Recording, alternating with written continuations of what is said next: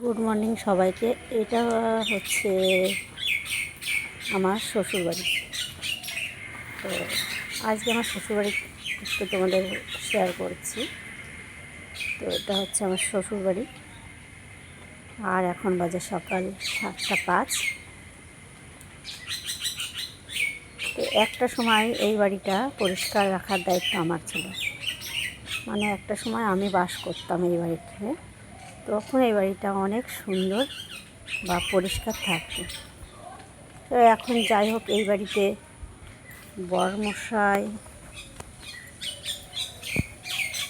বর্মশাইও নেই অবশ্য। বর্মশাই মাঝে মাঝে আসে তার নতুন বউকে নিয়ে। তার বউ হচ্ছে দামি বউ, তিনি আবার এই সমস্ত করেন না। কারণ কি, নিজের বউকে রাখা যায়, কিন্তু পরের বউকে রাখতে গেলে তাকে অনেকটাই যত্নে রাখতে হয়। না হলে ওই যে আমি কিন্তু তাহলে আবার চললাম আমার পুরনো বরের কাছে, মানে বউয়ের যে পুরনো বর, তার নাম হচ্ছে অমিত হালদার। তাহলে মানে ও বলবে যে তাহলে আমি চললাম আমার পুরনো বরের কাছে, অমিত হালদারের কাছে। কারণ কি, ওনাদের এখনও ডিভোর্স হয়নি, তো আমার বরমশাই ভাগিয়ে নিয়ে এসছে। তো ভাগিয়ে এনে এনার আবার রেজিস্ট্রি করে বিয়ে করেছে।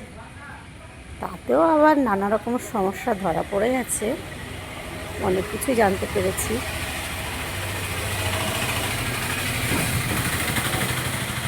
এই হচ্ছে বাড়ির অবস্থা।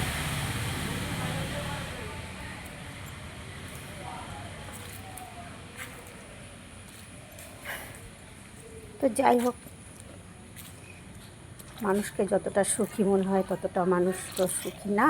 সব মানুষই আমাকেও দেখে যতটা মানুষ মনে করে সুখী, অতটাও আমি সুখী না। আবার যতটা আমাকে দুঃখী মনে করে ততটাও আমি দুঃখী না। এখানে আছে টয়লেট, বাথরুম,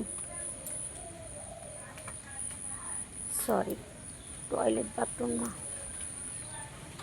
ল্যাট্রিন বাথরুম। যাই হোক, এই জন্যই মনে হয় বর্মশাই আমাকে ছেড়েছে, বুঝেছ? এই যে এই সাইডটা বাগান হয়ে আছে, এই যে অবস্থা।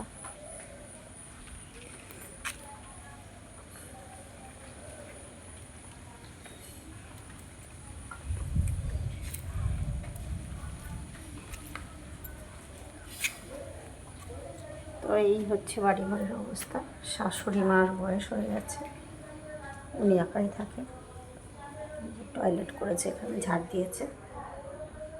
তো আমি বলবো না যে আমি করেছি, হ্যাঁ যখন আমার ছিল আমি করতাম।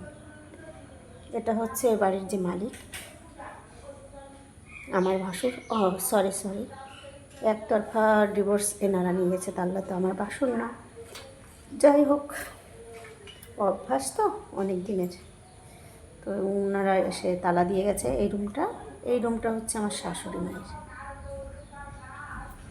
ঠিক আছে। আর এই রুমটা হচ্ছে আমার, মেয়ে ঘুমাচ্ছে ভেতরে। আর এই যে শাশুড়ি মায়ের রুমে উনি মানে ঘুমায় না, কারণ এই যে সারাত ওই যে বেঞ্চিটা ওখানে ঘুমিয়েছিল, ওই যে উঠে বসেছে। কারণ ওনার এখন মাথার ঠিক নেই, কখন কি বলে কখন কি করেন উনি নিজেও জানে না।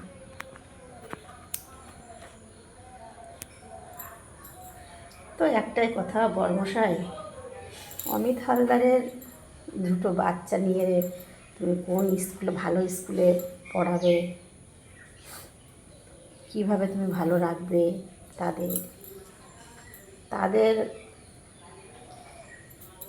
সে বাচ্চাদের অ্যাডভান্স তুমি স্কুটি কিনে দিচ্ছ, বার্থডে গিফট।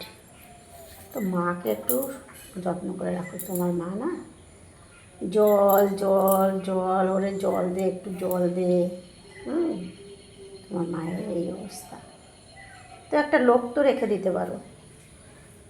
অমিত হালদারের বউ বা দুটো বাচ্চাকে যতক্ষণ মানুষ করছো, তাহলে তুমি কম পয়সার মালিক না, না? একতরফা ডিভোর্স নিয়েছো, কত নেবে না, 1,20,000 টাকা দিয়ে। কত টাকার তুমি মালিক, তো মাটাকে একটু যত্ন করো। এই হচ্ছে পারিবারিক অবস্থা। তোমার মা জলের জন্য জল জল জল। ভাই আমরাও চাইলে সব কিছু করতে পারি, এক কলস জলও এনে দিতে পারি, কিন্তু আমাদের এখন অসুবিধা। আমাদের কেসের পরে কেস, মানে বাড়ির থেকে কেন নামছি না, বলেছিলাম আমরা বাড়ি থেকে নামবো, তবুও শোনেনি। তার নাকি 2-3 দিনের মধ্যে বাড়ি ঘর খালি করতে হবে, ঠিক আছে। আমি বলেছিলাম দাদা, মানে ভাসুরকে বলেছিলাম বিয়ে থাও হয়ে গেছে, আমি কিছু জানি না, আমাকে অন্তত আপনারা 2-3 মাস টাইম দিন, আমি বাড়ি খালি করে দেবো। ওনাদের সহ্য হয়নি, ওনারা কেস করে এসছে, তো যবে কেস মিটবে তবেই এই ঘরটা, এই যে আমার এই যে ঘরটা আছে, তবেই ঘরটা খালি করবো, তার আগে নয়, ঠিক আছে। এই যে উনিও হাঁটতে পারে না, দেওয়ালে দেওয়ালে যে ছাপ, ঠিক করে হাঁটতে পারে না।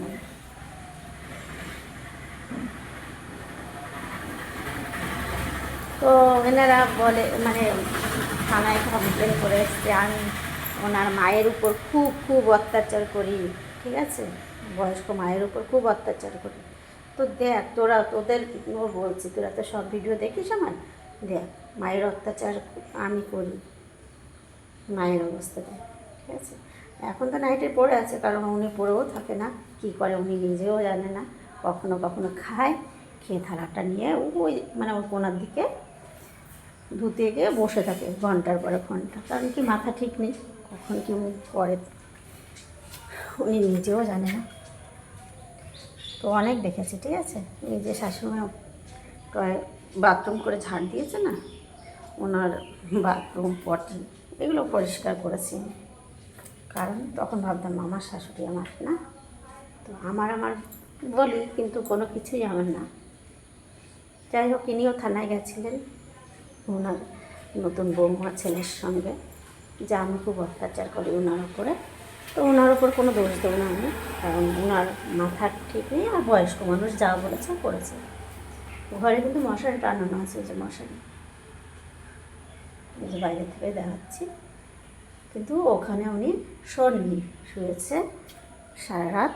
এই যে এখানে মানে 11টা 20-তে আমরা বাড়ি ঢুকেছি, কালকে বিসর্জন ছিল ওখানে, 11টা 20-তে ঢুকেছি। তো ঢুকে দেখছি যে ওখানে ঘুমিয়েছে, তো ওখানেই ঘুমিয়েছি।